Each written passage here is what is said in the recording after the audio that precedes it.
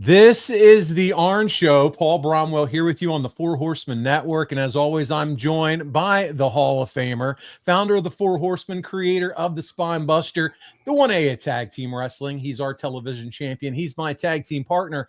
He's Arn Anderson. And Arn, we've had some incredible conversations on this podcast over the years, but this week feels extra special. And it's because we're welcoming a man who is not just a legendary figure in his own right, but someone who was instrumental in one of the most pivotal decisions in your career. Is not just a guest. He's a friend of yours, a tag team brother, and someone who knows your story from the inside. So with that, I'm going to step aside and let you do the honors, my friend. Well, in 1983 is when I first met Barry, and little did I know at the time that all these decades later, we would still be excellent friends, and that his wife and my wife would be best friends, and he and I would be best friends. And it just something that is in this business does not last the test of time for a number of reasons. So I am honored and thrilled to have none other than Demolition Smash himself, Barry Darsow, my buddy. Well, gosh, I love it. You guys, Paul, Arn, you guys got one great show. In fact, it's so good. I asked my son, I said, hey, did you see my show? They said, no, we're watching Arn and Paul's show. Because he's been watching your show and listening to it on the radio all the time. So, but anyways. Well, tell him thank you very much. Yeah. And be careful out there. He does a incredible job as a police officer, and we're grateful and thankful for everything that he does and what he sacrifices for all us civilians. So thanks, Dak. Yeah. So, Arn, I got a question for you right off the bat. Do you remember when you and I partnered for the first time? Yep. You're going to think I don't remember this. Yes, I do. And it was at Georgia Championship Wrestling. Yep. Matt Bourne had gotten fired. Yep. Showed his ass and gotten fired. So they stuck us in 6-man tags. It was the Road Warriors and Rick Rude against Man Mountain Darsow. That would be you. Yeah. Myself and the Indian. Yep. Can you remember the Indian's name? I hate to be disrespectful. I can't. But that's we can ask our fans. We'll ask somebody in the comments to see if they can do some research. Go ahead. And it was 6-man tags all around, and the Road Warriors were totally green. Do you remember? We both got to the ring, and I looked at you and I said, Arn, you got to get in the ring with these guys.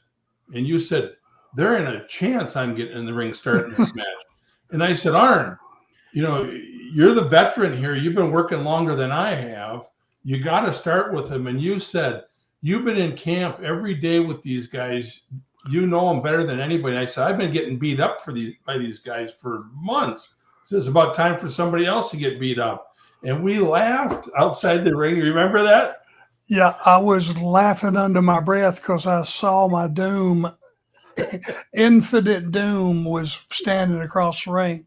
The worst thing was you'd see their name on the board, and then you'd see yours right under their name, and it was like, holy shit! Oh God!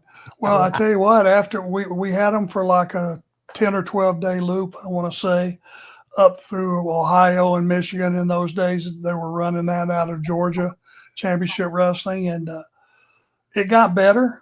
Yeah, it got better. Not much, but it got better. God, what a great time.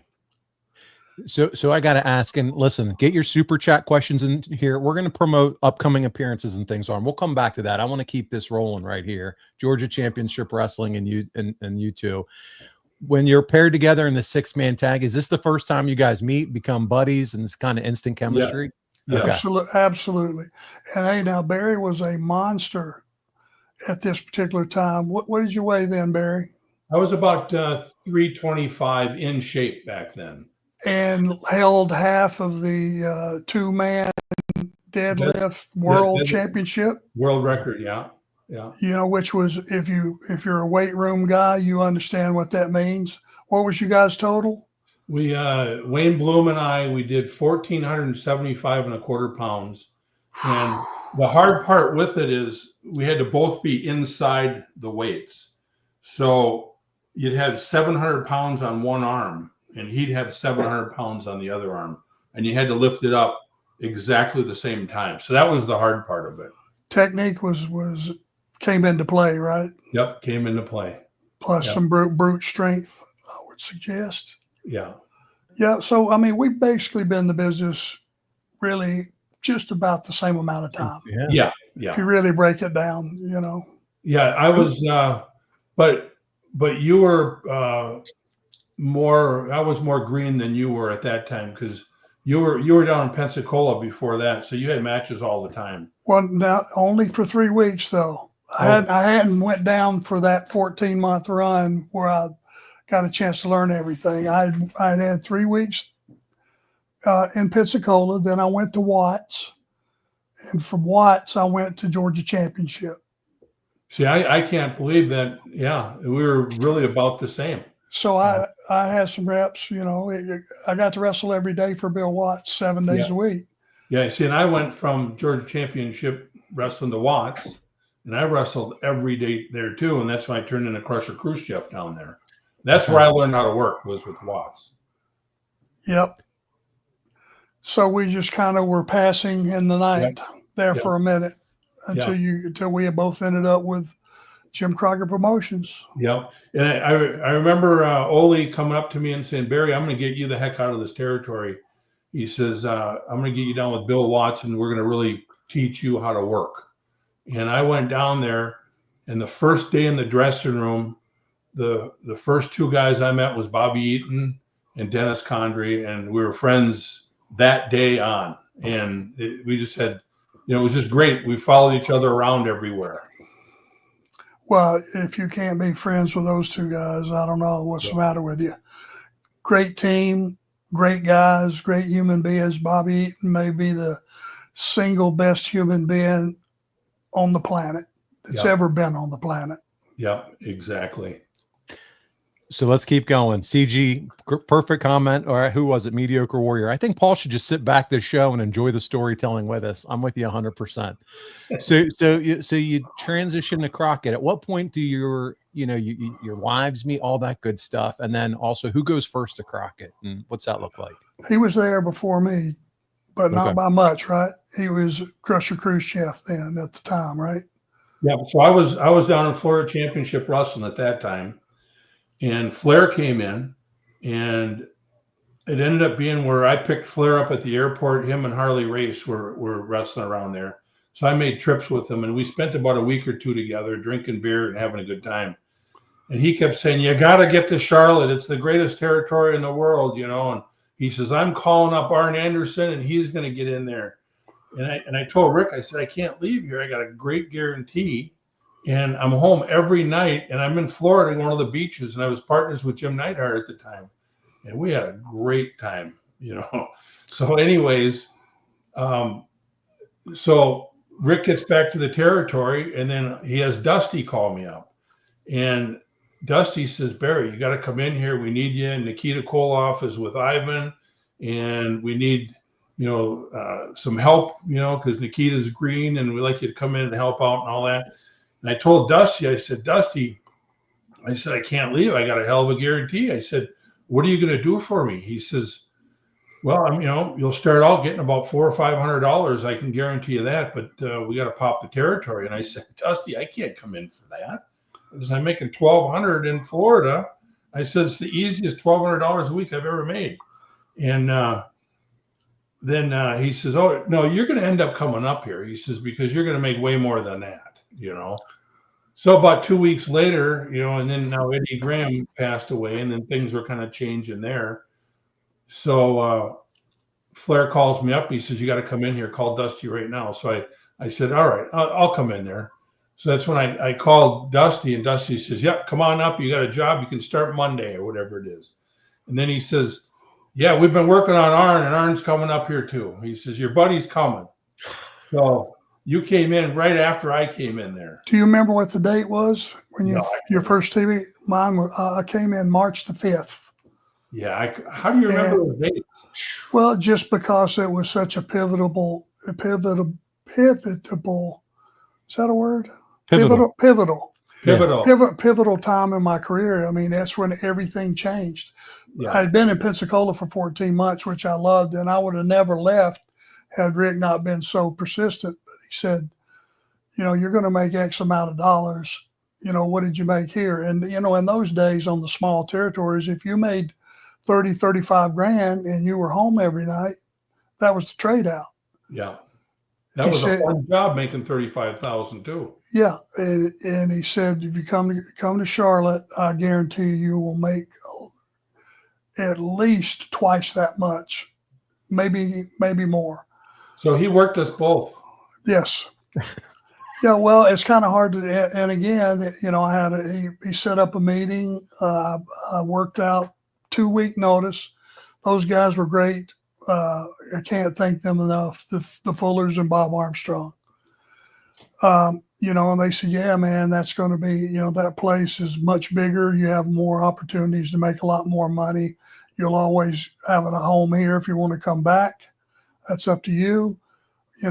You can stay now or you can go, but we won't hold it against you if you go. So I got there March the 5th was my first television, and that would have been 85. 85? Okay. Yep. March 5th, 85. Yeah. No, it was before that. Before 85, wasn't it? March the 5th, 85. Because Dakota. I was Pensacola the whole 84, the whole month, and at 3 months of 85, I was still in Pensacola. Well, all I know is when you came in there, we had one heck of a time. Yes. Well, tell us about it. Yeah, I mean, you were living at the Sun Valley Apartments.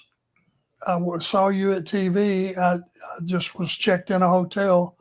Got there the day before, had a meeting with Dusty at the office, and was checked into like a Red Roof Inn or something. And you came up to me at TV and said, "Where are you going to stay?" We got a really good deal on apartment. Now, keep in mind, it was in a bad part of town. But we didn't think anything of it though. But we weren't there anywhere anyway. We were never home. We were riding either at the gym or traveling back and forth, because I found out right away the no trips went to tremendous trips. Back and forth to Norfolk, 340 each way. Because you had to drive it round trip. Number one, you couldn't afford a hotel if you were renting an apartment. And the next day they had Charleston booked, which was 200 miles the other way. Yeah. So 400. So you had 700 miles one way and then 400 the next. Yeah, brutal trips. But you know what though? Back then we didn't think nothing of it. We were so happy to be working every day, and really getting your skill down, your craft, and it was, you're in the car with all your buddies talking, and on the way home you have a few beers and go over the match, what you should have did and shouldn't have done, and I mean it was good times back then. Yeah, it really was. Little did we know how it was going to do. I mean, they had so much success in that territory prior, but they were going through a downtime. And Vince was, starting his stuff where he was stealing all the talent. That was going to be happening pretty soon. Yeah. So, you could just tell the potential was there. Yeah. One of the worst trips I had there was we did TV at TBS, and then we got to Charlotte, and me and Ivan, we had to drive, I think it was Richmond, Virginia. And we were on late at night, and then the next day we had to be in Charleston, South Carolina. So we were going up. So we did the TVs in the morning. We drove up, had our matches up there. We were coming home. It was probably about 11 or 12 at night, and we had a couple of beers in the car, and we're going home. And I'm looking at Ivan, and I said, "Ivan, how you doing?" Ivan goes, "I've never felt so good in my life." And I said, "Well, I got to get some sleep. I haven't slept. It's been a couple of days." So I'm leaning on the door, and I look over at Ivan, and Ivan's over there going like this. And he's driving? And he's driving. He's got the cruise on about 80. And I go, hey, Ivan, how you doing? He says, Crush, I'm doing unbelievable. I never felt so good. I said, well, you look like you're a little bit tired, you know? He says, no, I feel good. So I'm sitting over there, I got my eye open, I'm watching him. He's just like this. And I'm not lying. He falls asleep. We're going about 80 down the freeway. I grab the steering wheel and I'm holding the wheel and we're going down the road at 80 and he's asleep. And I'm thinking, I don't want to wake him up and scare him because he's going to go right off. So it seemed like it was about 10 minutes, but, you know, it was probably maybe, 45 seconds or something, but it was enough. We would have been dead. I remember this story. And then he wakes up and he's got the wheel. I take my hand off of it and I look at him. I go, Ive, how you doing? He goes, I never felt so good in my life. It feels like I just slept about 2 hours or so, And I said, you did sleep that long. I said, you were out cold. And he couldn't believe it, but he was. He was out cold, didn't even know it. 100% I remember that story. That's how bad those trips were, though, to where, you had to make them, but, it was tough. There was a lot of driving.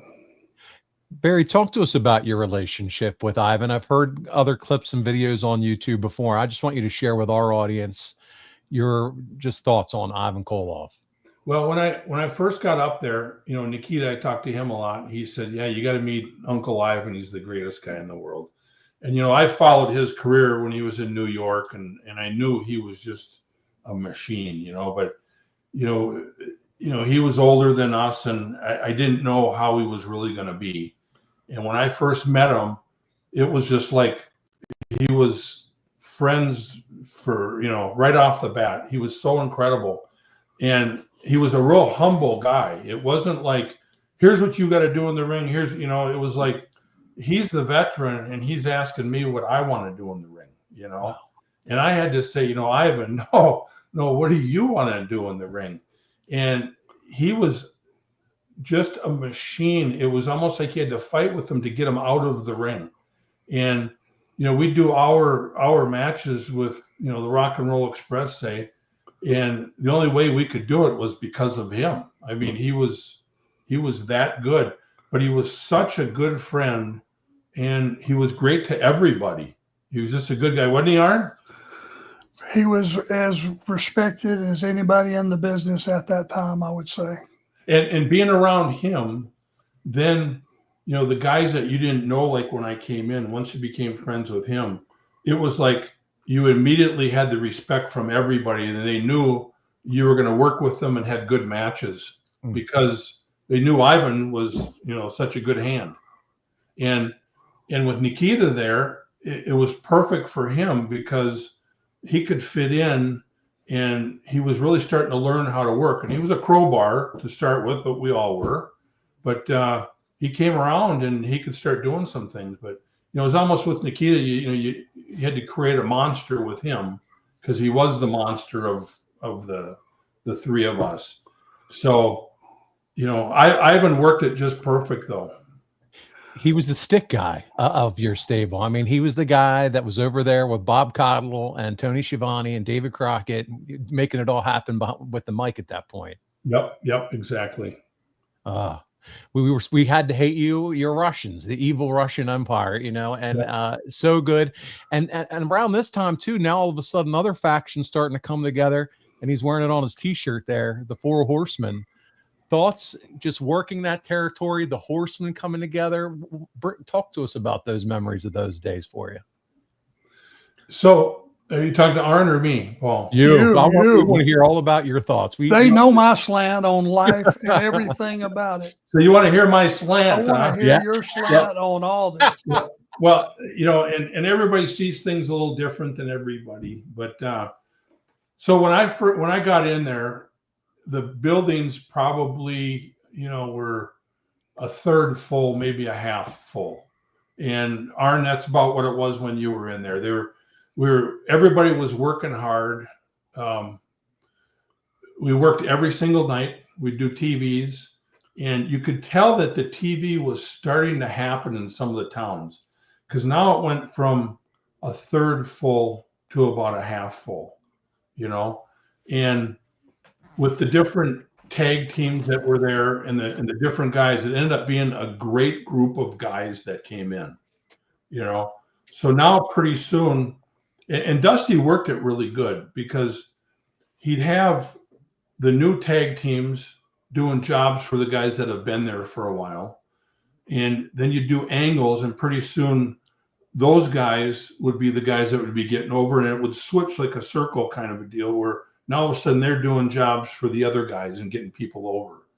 And it just was a really neat thing to see how the territory and the TVs and the different angles were making it happen to where all of a sudden things are getting sold out, you know.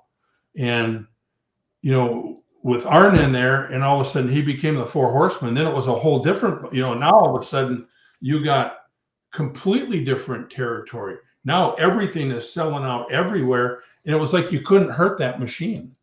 Isn't that right, Arn? It was like no matter what you did, the people were so excited.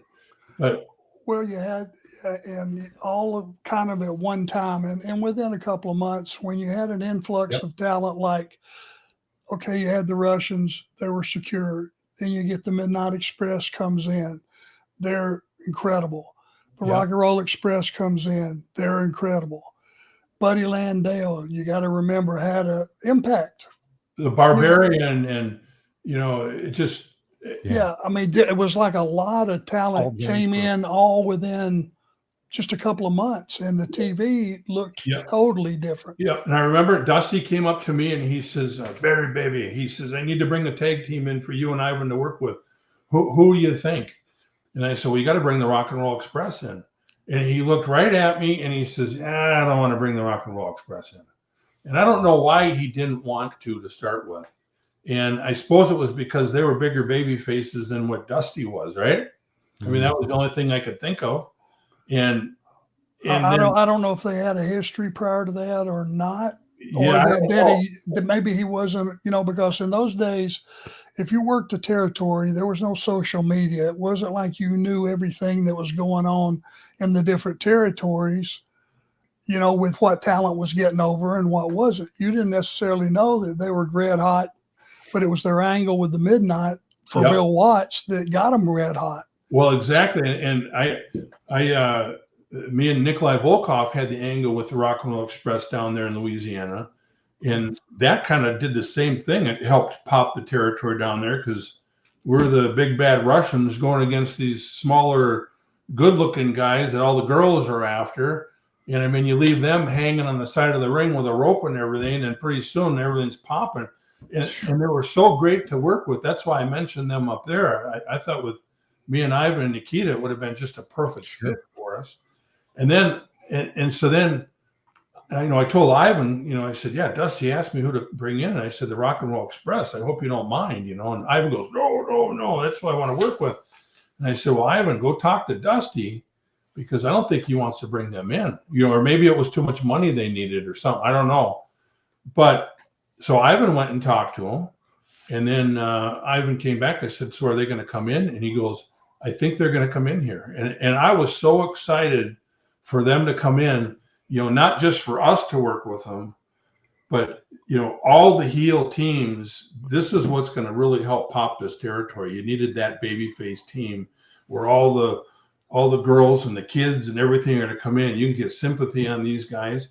And at that time, the other baby faces was Manny Fernandez and Rick Rude. You know what? You know, that's not much baby face, right? Well, and Magnum Yeah. was there. But Magnum was singles, you know. Yeah. So when they came in, and you know, like Arn's talking about, Buddy Landale came in. So it's almost like the whole crew from Watts's territory, you know, Midnight Express, Arn, myself, all of us, we moved from drawing big houses down there to now it's up there in Charlotte.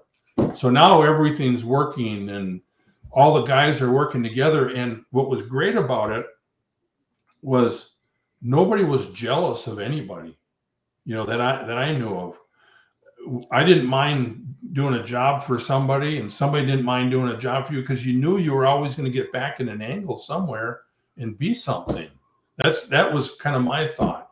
But you know, Rick, Flair was a major part of that whole thing, because he was the champion. He got, Magnum over, Nikita over, Dusty, all the, right? Yep.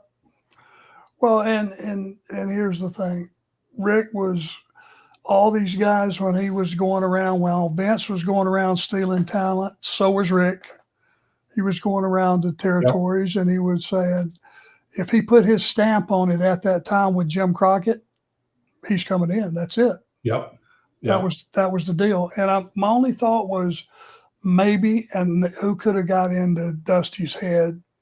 You don't know what he was thinking, but he might have been thinking they were too small, because at that time, that was a real hang up for a lot of promoters. Oh, well, he's not big enough. Brother, when you get over like they got over, and the way they did it, they didn't do it by coming in. If they would have mowed the Russians down, they'd have booed them out of the building. But they came in, and what they did was sell the whole match. I had more heat working with those guys than I've ever had with anybody else. I mean, there was one night, we were in Washington, D.C., and, my memory isn't real good with a lot of stuff, but I can remember these stories. We wrestled probably about 55 minutes, and the Rock and Roll Express was going to win, and we screwed them. And the place went freaking nuts. And I mean, I was exhausted. Ivan was exhausted. We were coming out of the ring, and I got my arm around Ivan, and the lights were on us, so you couldn't see anybody. But I saw something coming out of the second floor, the second deck, and it was coming right at Ivan. And I jumped in front of Ivan to cover him. And I thought, well, I'll get my back on it. I got hit, boom, and this sucker hit me in the head. And I was seeing stars. And Ivan looked at me, he goes, Crush, you all right? I said, no, man. I said, fuck my head, So we get back in the dressing room, and Ivan picked this thing up. We get in the dressing room, and he says, you got hit with a hot dog. I said, I got hit with a hot dog. There was a bolt that he pulled out of the hot dog that was about that big. That sucker hit me square. Thank God it didn't hit me in the eye. But that's the kind of heat you had there. Well, they throw like half-pint liquor bottles from the upper deck. Yeah. That was not rare. It happened all the time. Oh, my gosh. But that was when spark plugs. Yeah. That's when you knew you were getting over, and that was the TV.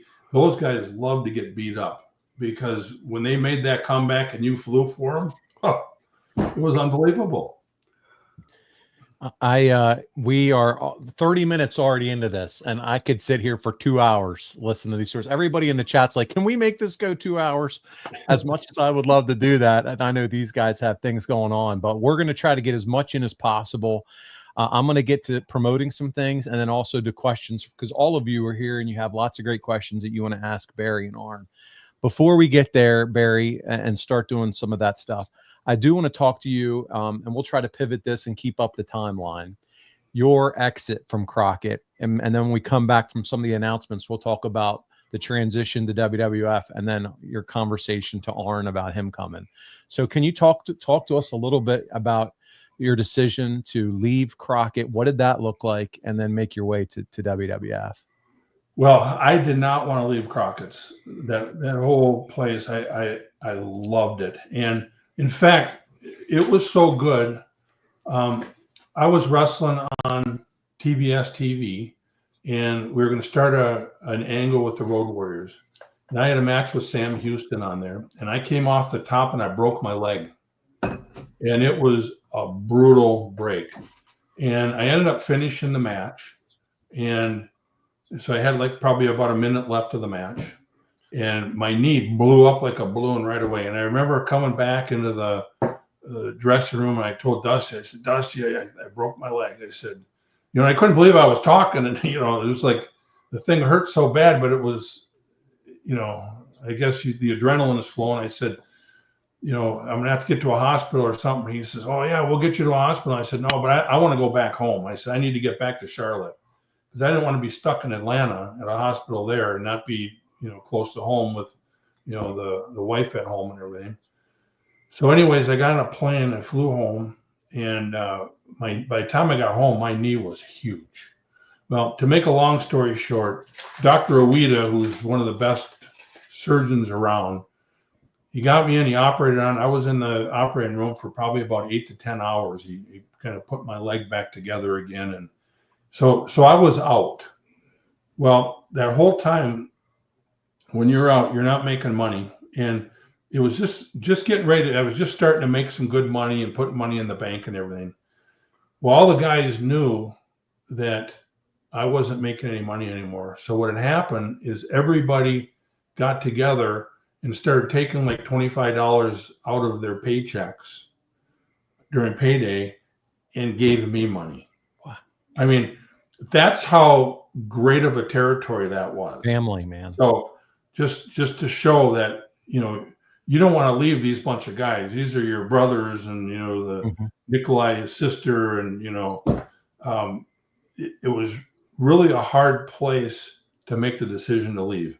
But I was always taught in the business, when a promoter lies to you, screws you on a payoff, or does whatever, you got to stand up to them, and, you know, you can't trust what they're going to do again. If they say, well, we'll get you next time or whatever, well, you lost that money. So what ended up happening, so we're working all these angles with the Rock and Roll Express and all this, and I think the match was Greensboro. We were supposed to work with the Rock and Roll Express. And I don't know, Arn, do you remember that? Was it them, or was it Bobby Jaggers and Dutch Mantell? One of the two teams.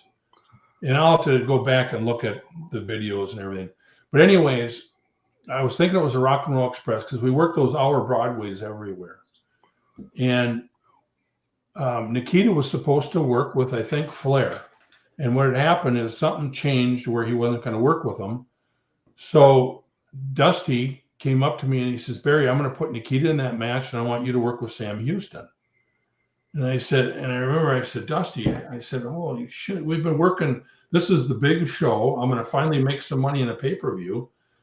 I said, I really don't want to do that. And he's, Barry, you got to do it. That's how we got to put it together. And I said, okay, you know, how about the money? You know, I'm going to take a big cut in money and everything. He says, no, you're going to make exactly what you would have made in that match. I promise you. I said, Dusty, okay, you know, I love you. I'll do whatever you ask, right? So the show went really well. I had a great match with Sam Houston.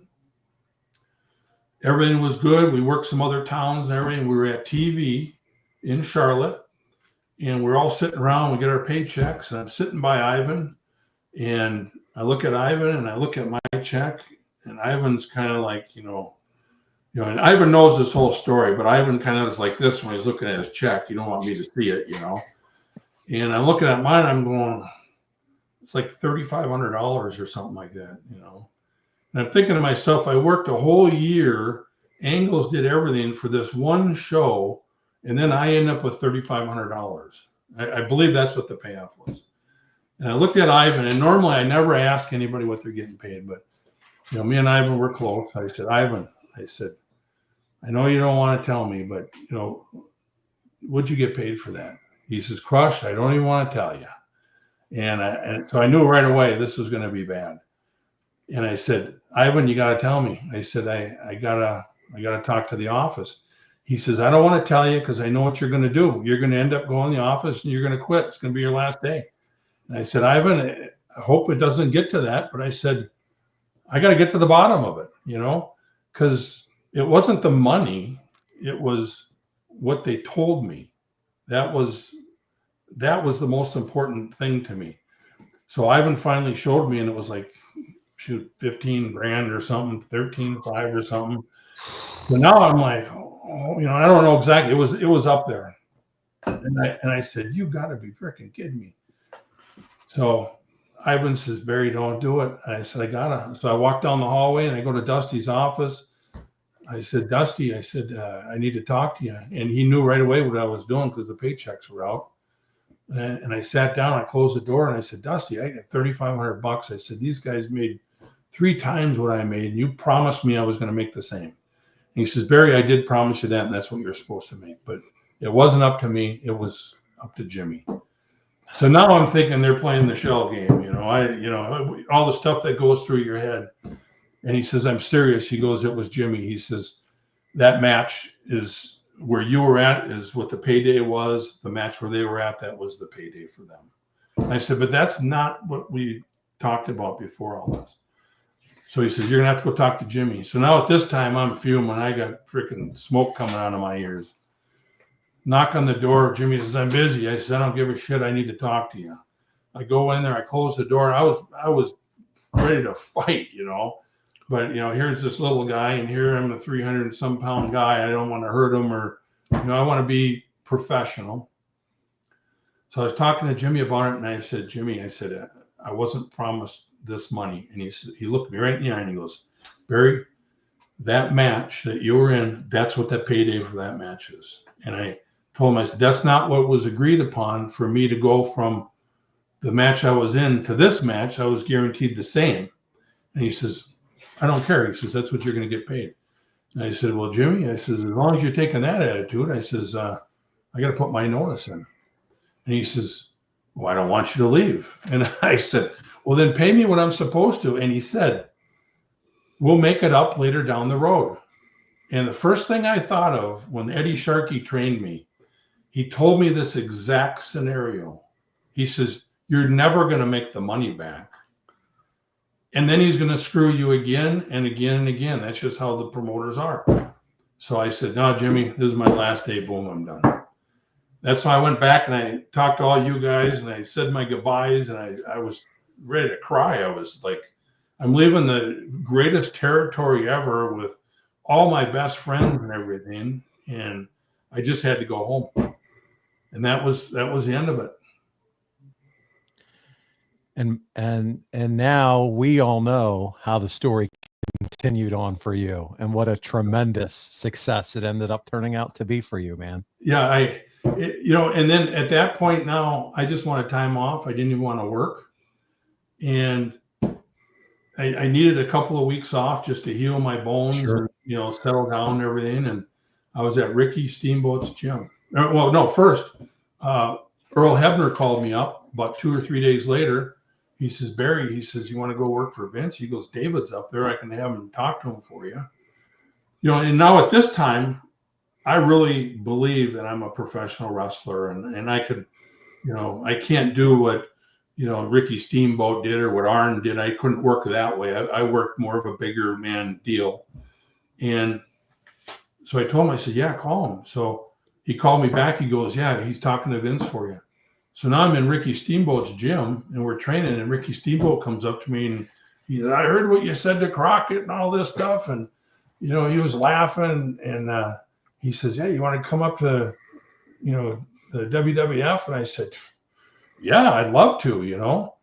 So he says, well, let me call Vince. Well, he goes behind the counter and he calls Vince right there while I'm there. And he says, Vince, I got a heck of a hand for you. You got to pick him up. He just left Crockett.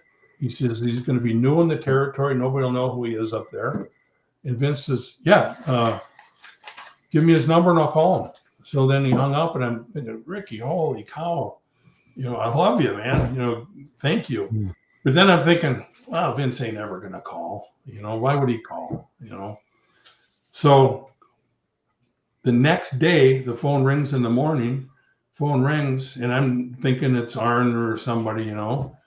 Yeah, hi, is this Barry? And I said, yeah. He goes, Vince McMahon, you know. And I said, hey, Vince, all right, you know. And he says, I'd really like to have you come up. I got something I need to talk to you about.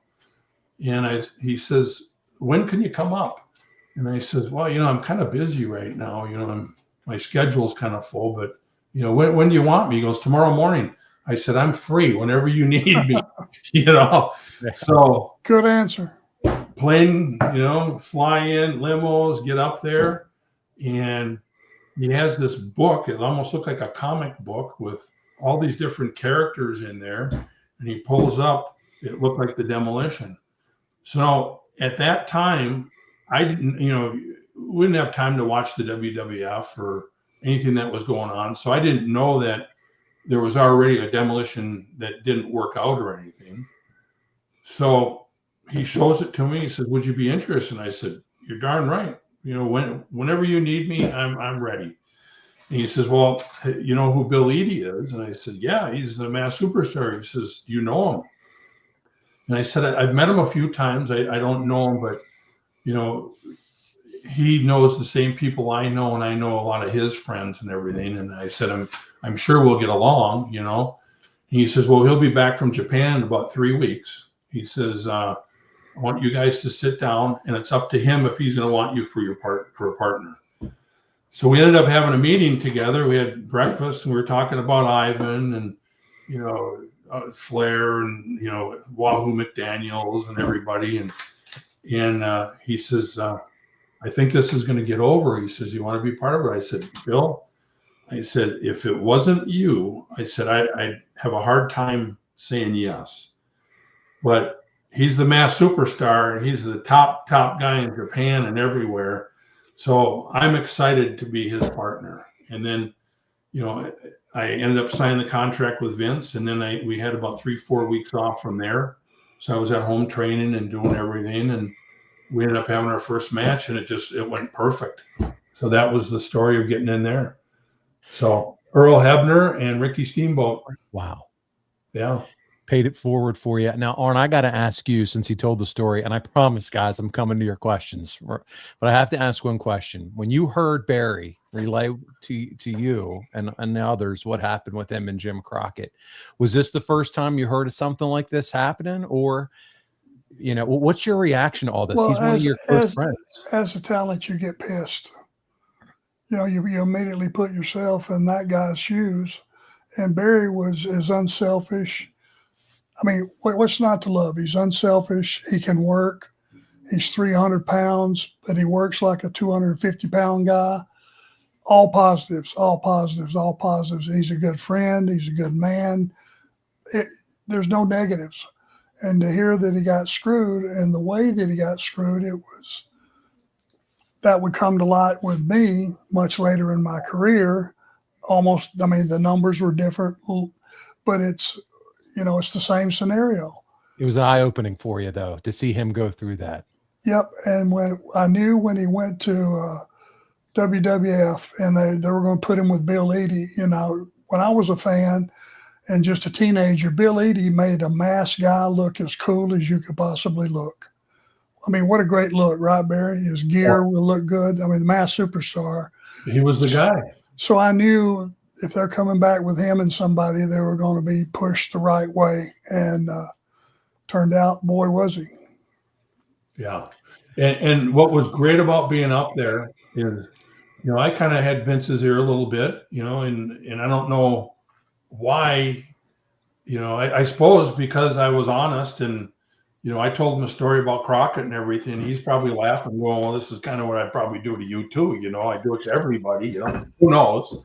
But, you know, he would always ask me, you know, different things. Like when Kurt Hennig wanted to come up there, we talked all the time, and Kurt says, hey, do you think I should go up there? I said, Frick, I've already been talking about you coming in here. And I went to Lanza, and I said, Jack, you got to get to Vince and get Kurt.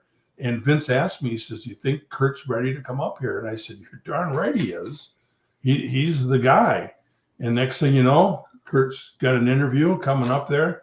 Rick Rude was the same way. When Arn and Tully were coming, I was so excited to work with those two guys. It was like, Vince, these are the guys, you know? I mean. It's interesting how you became the catalyst for so many superstars. That's, you know what I mean? Like, just as far as a friend that knew them all, that was able to give a good word for these guys. And these are all studs that you're talking about. Wonderful people and great wrestlers.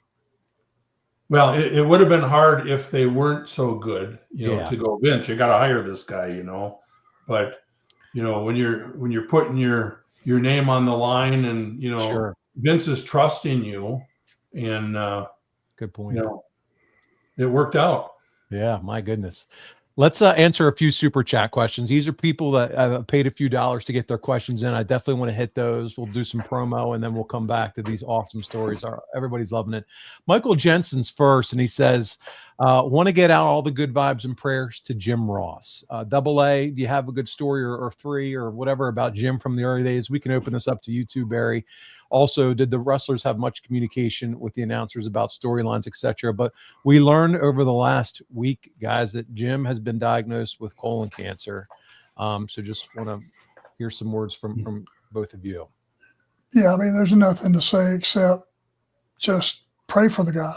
You know, I knew when I saw him in Indy after WrestleMania, that WrestleCon, that he just didn't look good. You know, he was sitting a few tables down from me, and I could just tell his health was not good. There's really no stories to tell except acknowledge him for what he brings to the table, and he's one of the greatest announcers there will ever be. There's no doubting that. I don't see somebody overtaking him in the position that he's carved out in the business. And you just got to pray for the guy and just hope that the doctors can work their magic and make the save. Yeah. What a terrible thing to have. And Jim Ross was a classy guy.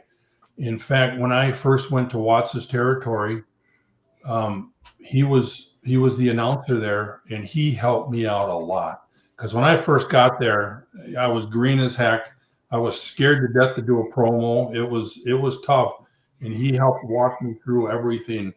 And he learned so much about the business. He knew a lot about what was going on, and you didn't have to tell him a storyline because he already knew it all from the boss. But Jim Ross is a really, really good guy.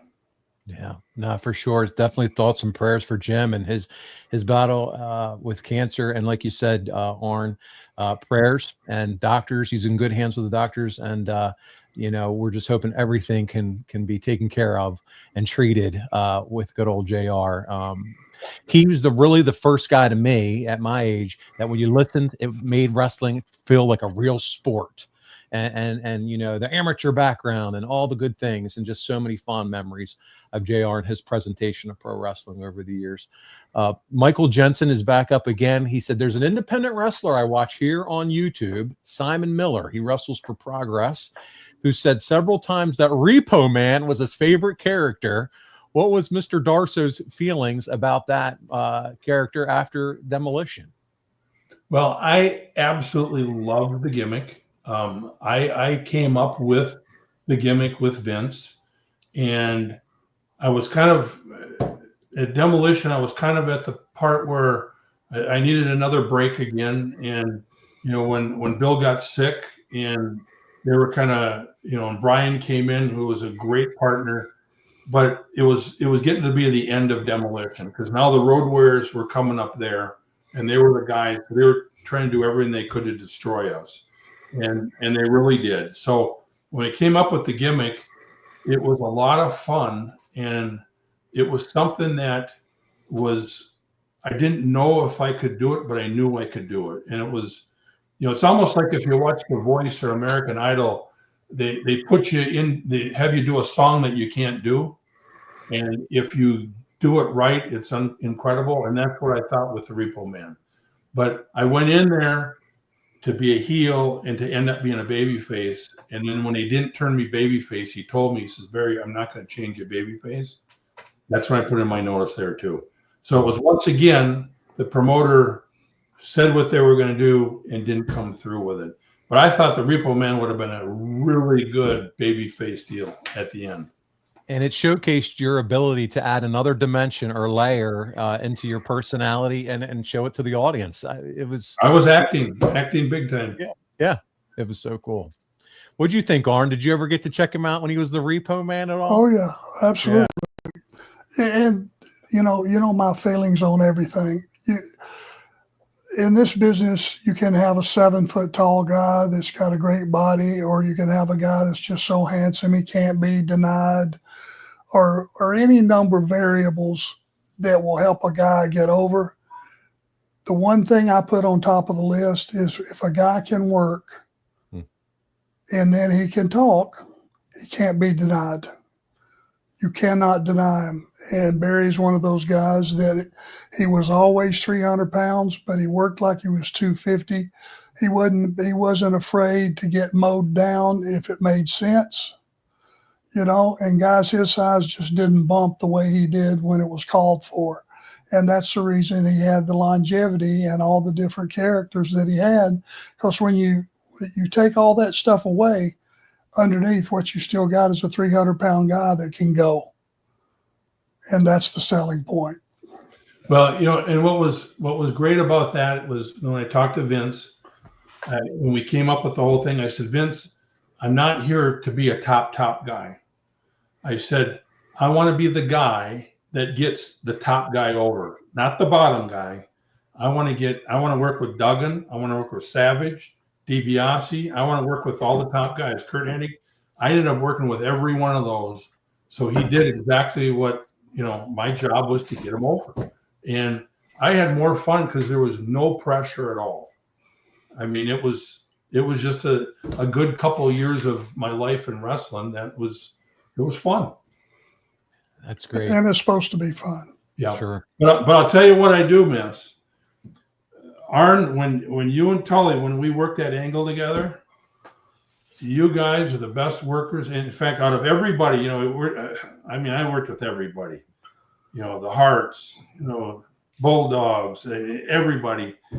But when we worked with you guys pushed us so much that it made the matches so much better. And we had a great angle when you guys beat us with, the chair and Andre and everything. What a freaking angle that was, huh? That you guys changed us baby faces. Well, people talk about that, and you guys, screwed Demolition and all that. But it took a chair, a giant, any number of manipulations on the referee to get his back turned. I don't know what kitchen sink would have been the only thing we could have thrown in to steal that 1, 2, 3. And I know that was a potato, which is probably a sore subject.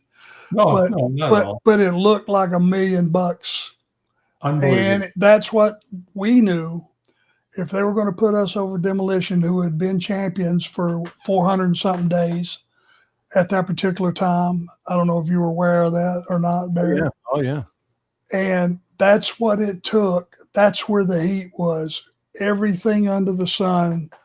I mean, when you have to plug in Andre to bring a chair down and slide it in the ring, you got heat. And we had heat. And you guys had heat. They booed us out of the building because you could feel the audience go, oh, no, not like that. And that, as a heel, that's what you needed. But let me just plug one thing in for Barry, and this will be an example of the kind of performer he was.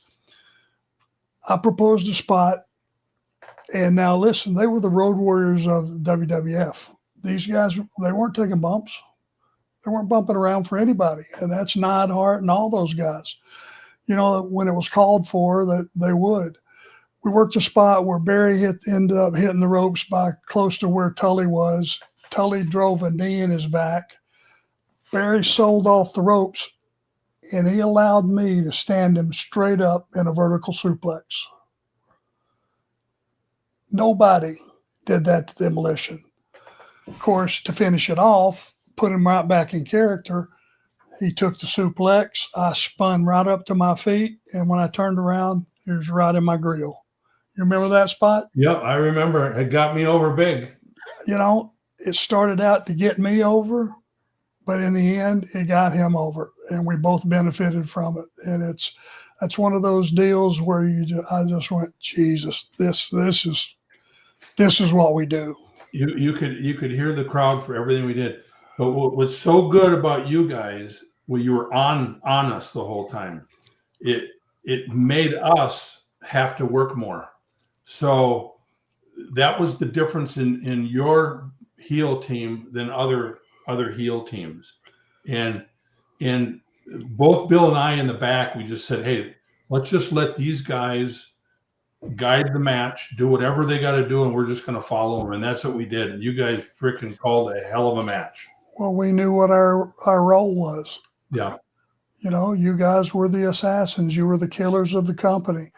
And we had to work, the two of us, including Bobby, to get your eye off the ball. So it was three of us on one of you at any given time. and that we thought would be believable. So there's one thing, I don't know if anybody has ever talked about it, and I'm a little biased because I love Arn, but Arn in this business from the very beginning has probably been one of the smartest minds I've ever seen in this business.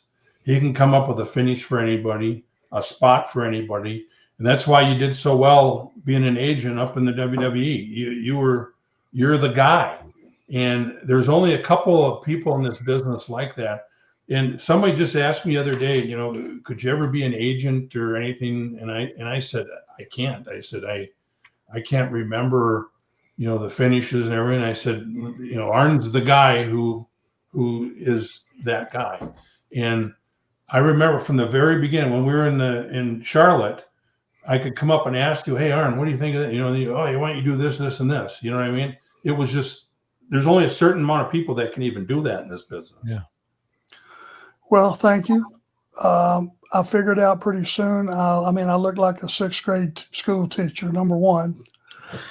I didn't have massive size. I wasn't real handsome. I didn't have a great body. I didn't have a lot of things. So I figured out pretty soon I needed to have a promo that people would scoot up in the front of their seat and listen to because they knew I was serious, or be able to go out and have a match with anybody. And I studied what everybody did, not where could I plug my stuff in, where could I plug their stuff in.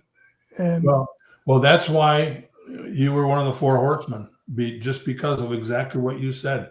You were a hell of a hand, you know.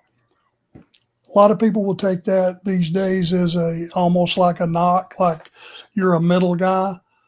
That's a badge of honor for me to be called a hell of a hand. You were the best. I'll take it. You were the top guy. I mean, that's huge. Thank you. I appreciate that. I mean, you know, let's face it.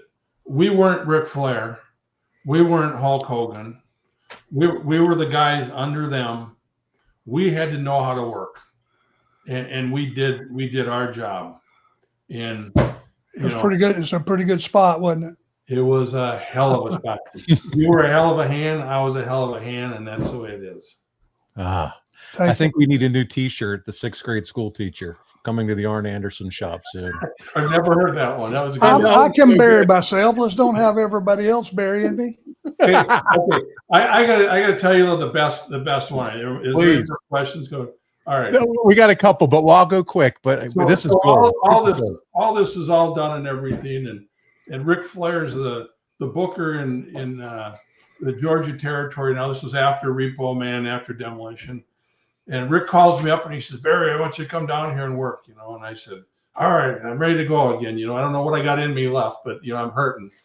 So I come down there to Charlotte, and he says to me, he goes, Barry, I want you to kind of be some kind of a truck driver or something. And I says, well, I'm gonna have to meet in the garage. And he's like, what? I said, I'll come up with something. So I call up Arn and I call up Bobby Eaton. I said, Bobby, we got to come to your garage. We got to have a couple of beers. And I told Arn that. So we got a couple of cases of beer. We're sitting on the couches. Do you remember that? Oh, yeah. We're in the garage. We're sitting on the couches and the TV's going and we're starting to get a little tuned up and everything, you know. And Arn's all serious, you know, with the glasses on and everything, you know. So at the beginning, I told him, I said, yeah, I got to get some kind of a truck driver name or something. So we're, you know, hour or two into it, and he goes out and pees in the yard or something somewhere in the box, you know. You had to go there. Right? I suppose I shouldn't say that on the air, but too late. Anyway, well, the worst part is right off the garage, the first door in was the bathroom. That yeah. made it easier. Yeah. So we're all sitting there, and Arn comes around the corner. And, you know, his glasses aren't on like that anymore. They're down on the tip of his nose like this, you know. He's swaying like this. We're all, you know, pretty tipsy. Arn walks in the garage and he looks at me and he goes, "You're the Blacktop Bully." And then he puts the glasses up and sits down and has a beer and he doesn't say another word.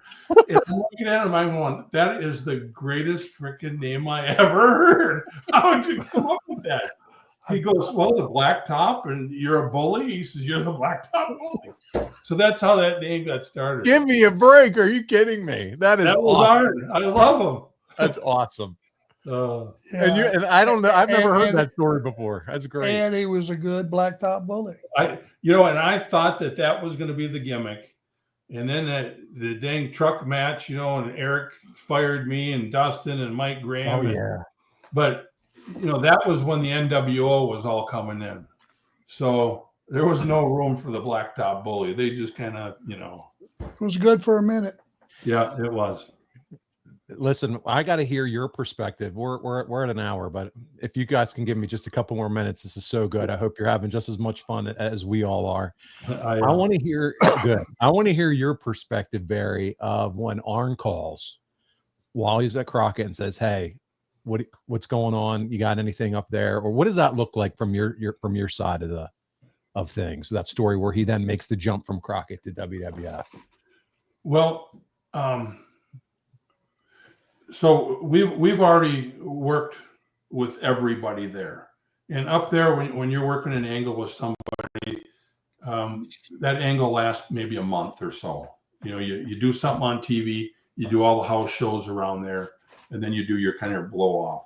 So we just got screwed by Fuji and the Warlord and Barbarian. So somehow, and when they were coming up there, it was like when I told Bill, I said, Bill, this is going to be freaking great for us because these guys can work.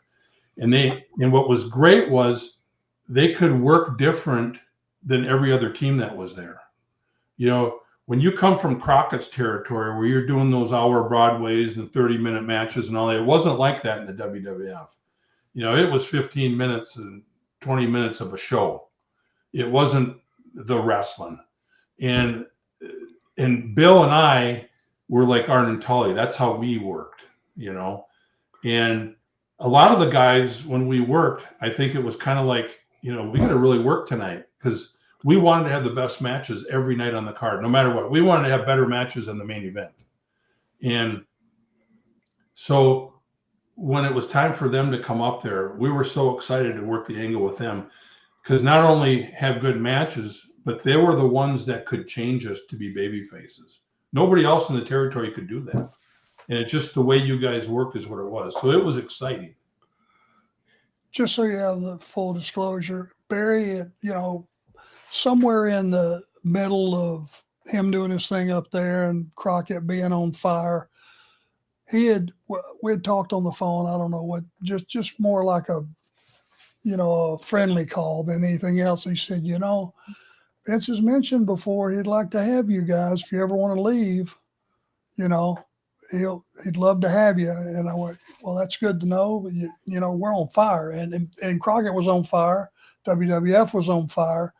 It would have been crazy to leave at that time. And then we had the debacle with the problems with the payoff and all that behind the scenes stuff. I called you. Yep. Found out where you were, I think, from Teresa.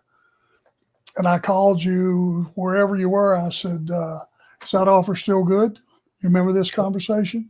Yep. And you said, don't move. Give me the number and stay right there. I'm going to call Vince. Yeah. And I talked to Vince, and, Vince, he knows everybody. And the first thing Vince said, he goes, would you guys work with them?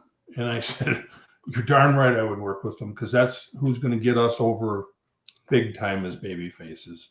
And that was the deal. And then I didn't know what happened after that with Vince. If Vince called you or, I know you guys were calling up there, but you kind of had to be on the sly, and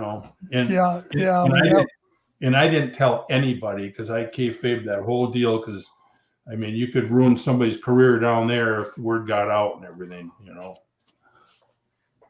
So, he said the same thing. Hey, like to see you tomorrow morning. I'll get, just let me call you back. He had somebody call back, one of the travel people or something. They said, fly out of Philly. We had Philly that night. We'll pick you up, bring you out to Vince's, and take you back where you can get back and make your shot in Philly. And having that in our back pocket we went to Philly that night, turned in our notice, and said, we'll do it right now tonight. I'll do it for Bobby right off the top. 1, 2, 3.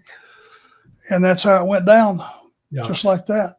You know, and I don't want to mention any names or anything, but there was a lot of people that asked me to talk to Vince for him, and I didn't, you know, because I didn't think it was going to be a good fit, you know. And well, you're putting your rep on the line. You go to bat for somebody. Yep. So it was everybody who I said something to Vince about were people that I knew were going to do it, and they were good friends of mine, you know. So, but we did click really good, you know. Oh yeah, it was a good call. And me being a baby face, you know, even though I was a baby face, but I was not a baby face, you know. Where Bill, he could be a baby face, you know what I mean? Yep. Well, let's get some of these people that have been patiently waiting. Yeah. So and so Barry, you hear the news, and there's a few questions we're coming right to, and then we'll wrap up. You hear the news, Arn's in, Arn and Tully. Do you remember that moment? Well, you know, and I got so much that I can't remember everything, but I remember when you came up there, I was so dang fired up, you know, just seeing you in the locker room and everything. And who'd you first work with?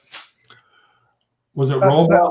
That's another story. It was Roma and his partner. Yeah, Roma and Jimmy Powers. Yep. There's a whole story there. I'll make it brief.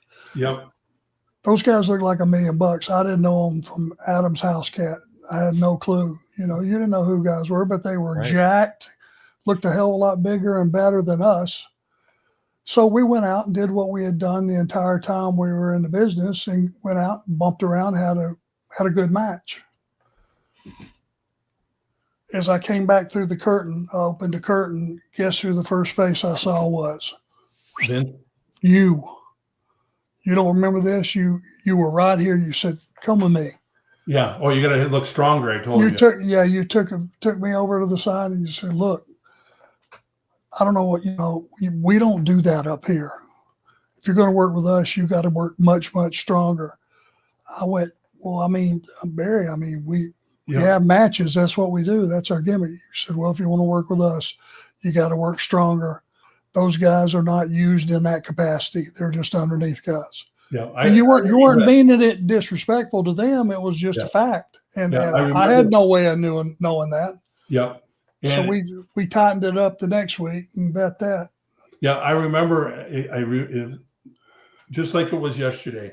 I remember that because you guys had a hell of a match with them, but they weren't the Bulldogs, they weren't the Harps, they weren't the Demolition. Rockers, Demolition, yeah. Yeah, they were the team to get people over, and for them, it was like, well, yeah, we could have a good match with these guys and get them over. You know, so you were getting them over, is what it was. Well, I got the memo, and I hadn't seen you with that look on your face and that delivery ever before, and it shook me up a little bit, you know. Yeah, I remember that. But because once you said what you said, and I said, "Got it, won't happen again," and I started to walk off, I was almost expecting you to go into maybe babyface mode and laughing or something a little bit, but no.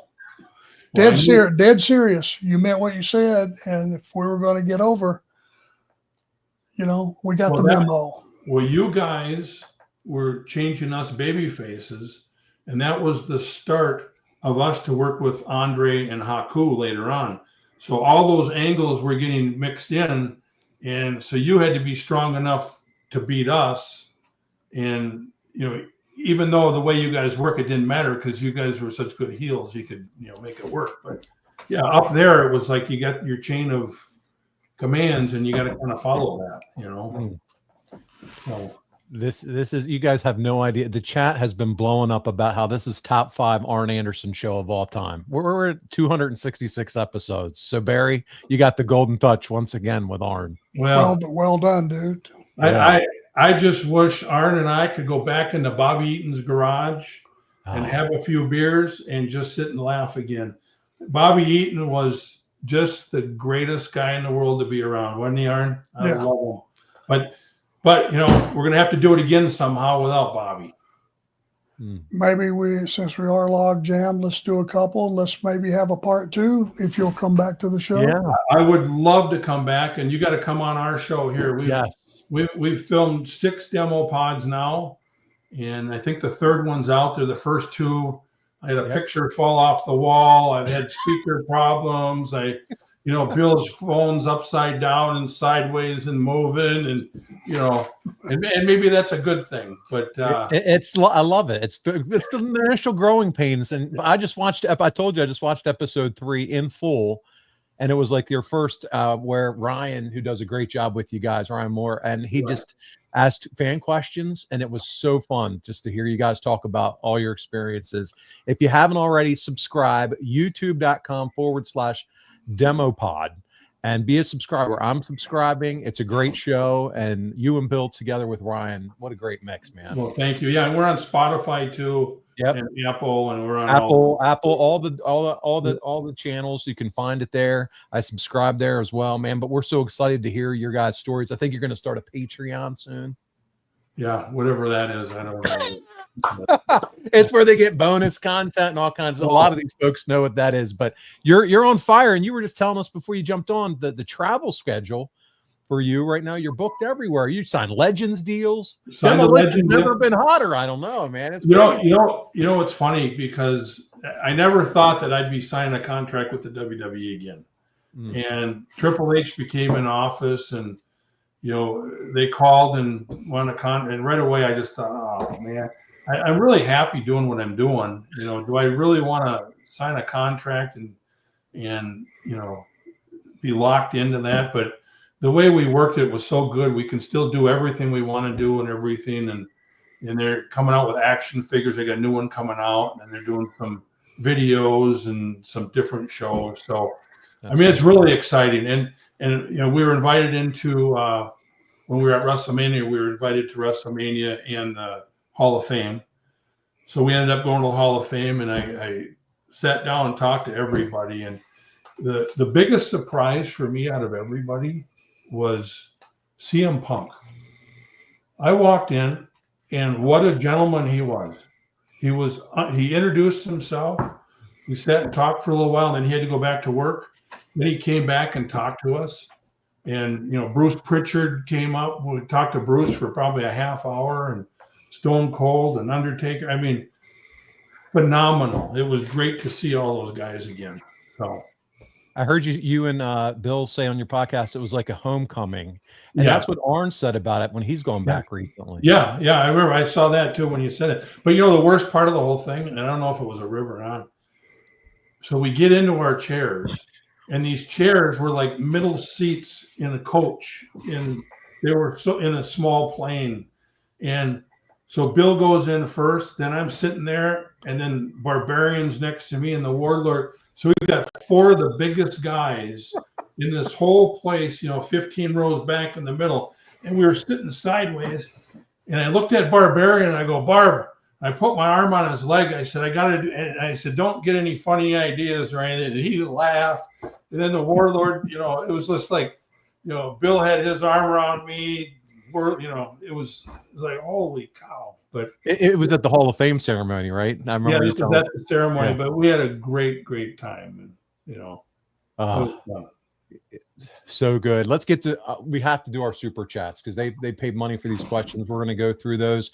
Larry Johnson says, hey, this is awesome to hear the stories of my childhood heroes and villains. So he just says thank you to both you guys for tonight. This has been awesome. Thanks for following us, buddy. Appreciate it. Yeah, thank you. It's the fans that make us. Yep, very good. Eddie says, my question is below. So Eddie, let's get to your question below. And he says, question for Barry. Do you have any good stories working in Mid-South? That was the territory I got to see you for the first time. Oh, wow. A lot of stories down there. One that really sticks out is I had a coal miner's glove match with Hacksaw Jim Duggan, and he was going up the pole to beat me, and Nikolai Volkov came out, pulled him down the deal. We screwed him. I went up and got the coal miner's glove, and we were putting the boots to him. And about 2 minutes of beating him up, the police officer that was sitting there took the chair and put it in the ring. Nikolai went over and got the chair and started hitting Duggan with it. And the fans thought that he was a wrestler giving us the chair to beat up Duggan. He was giving it to Duggan to get up. The fans jumped on him. They started coming in the ring, and Duggan goes, "It's time to go." And I'm not kidding you. People were jumping out of the second floor balconies, coming down on us. And me and Nikolai got out of there, and we were hooking and jabbing, coming out of the arena down the aisle, and we barely made it back to the back. I mean, that's how crazy that territory was. The people believed it. It was a lot of fun. Incredible. Good stuff. All right, 3 more. Oscar Bum says, who'd win a real fight between Rick Rude and Haku? Haku, hands down. Haku. Okay. He has no equal. No. Rick would want that fight, though, but he would get beat. I saw Amy Vaughn was on a little earlier, and she was like, ask him about their, his days at Robbinsdale in Minnesota. And she's been a faithful listener since episode 1 for us. But you went to school with Rick Rude there, right? Yep. Yeah. I grew up 3 blocks from Rick. So we were friends since we were 6th grade. Wow. Yeah. All right. We got another question here, and I guess this is for you, Arn, since you're the finish guy. Oscar Bum says, what's the finish of a Bloodline Demolition match? So you got current day Bloodline versus Demolition. What's the finish?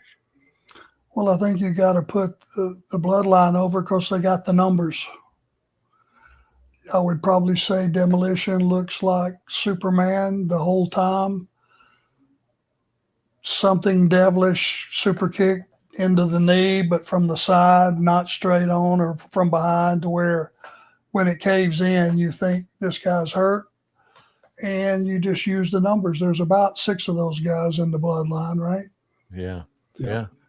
I think Demolition could hold their own until they were exhausted of every offense move they had, and then I would have them get clipped. It's kind of like the numbers game in your match back in the day. There was 4 of us. If you jumped on one of us, you jumped on all of us, and that's the way we were able to be successful. That's how Flair was champion all those years, because he knew if he got in real trouble, we're on the way. Yep. Same thing would apply in this angle. He's the finish, man. He is. He had it already ready to go. Didn't even know it was coming. Didn't even think about it. No, it was that quick. Last super chat. This is from 900 miles from normal. Rod. She says, Arn, the educator Anderson, you could have come out wearing a tweed jacket, glasses, and used a pointer as a weapon. The 6th grade teacher. That's his gimmick for you. What do you think, Arn? Oh my God. Exactly. Wasn't I plain enough without having to really jazz it up? See, you had to go there. These people are all over it, man. They're just ready to chomp at the bit. They're sharp. Guys, before I let you get out of here, a few more promotional things, because there's a show you two are going to be at together that we got to make sure we cover. But first, Arn, pretty big on social media. This picture, I'm going to throw it up. It's the Andersons with Charlotte in Charlotte, North Carolina. How great was it to see Charlotte? And I guess she stopped by the Anderson household this past weekend. Yep. Her, Erin's like a second mom to her, and they're very, very close. And she popped in. They were wrestling around here. They were in Greensboro and Greenville and some close towns. So she had a day off on the road. So she popped over and visit. We had a really nice visit. It's always a pleasure. And it's always good to see her. No, that's great. I've gotten to talk to Erin too before. Like you said, almost that like second mom relationship with her through the years. So very, very close. Boy, and that Brock is a good-looking kid too. Holy cow! Look at that. He looks like his old man. I knew it was coming. What did you expect? He's got great genetics. What can I tell you? Thank God he looks like Aaron. Yeah, you're not kidding. Good stuff. Well, Arn, go ahead, Barry. So I was going to say, Teresa's going to be up there in Beckley too. So okay, it'll be good. Yeah, wonderful. let's talk about the show before Beckley. Arn, you're going to be in Spartanburg on June 6th. It's a Friday. It's the Andersons. It's the Rock and Roll Express along with Kerry Morton. That's going to be a great night in Spartanburg. Yeah, it's George is going to be Brock and CW's partner. I'm going to be working the floor, rock and roll, and Kerry. 6-man tag in a cage. So should be interesting. Some star power in that match. And both of your tag team wrestling buddies, Bret the Hitman Hart. I just heard you saying that you were there, Barry, that you saw him and you wanted to go say hi to him at an event. And the problem was he had about 100 people around him. And so you really didn't get an opportunity. I walked by him. I said, Bret, and he's looking at me like, who the heck are you? And then it's Barry, and shook his hand. I had to get in the elevator. Oh, man. But I love Bret. He's a great, great guy. Let's talk about the show you are going to be at together. And that is Bash and Beckley 5. Brock Anderson versus Kerry Morton, Ricky in Kerry's corner, Arn in Brock's corner, and you're going to be there, Barry Darsow, for that event on June 7th. Yeah, that's I'm excited to get up there. That Beckley's a great town, good wrestling town. So Arn, it's going to be great to see you there. Yeah, it's going to be a great show, and the Mortons against the Andersons, whittled down, just a single match. Proud of the kids and how they're coming along. So yeah, be good to see you and Teresa for sure. Yeah, and then we're at the gathering too coming up. Yeah, that's my next and last slide is the gathering. You're going to be there, Barry? Yeah, yep. I'm going to be at the gathering. Yep. So is Paul. So there'll be a chance for you guys to meet face to face. Beautiful, beautiful, Paul. I got to get a picture with you two together, the three of us, man. That is so cool. I love it. Yes, sir. That's a done deal. Yeah. Get those belts that are in the background, Paul. Yes, sir. I have the red television title Dave Milliken made that Arn wore back in the day in NWA.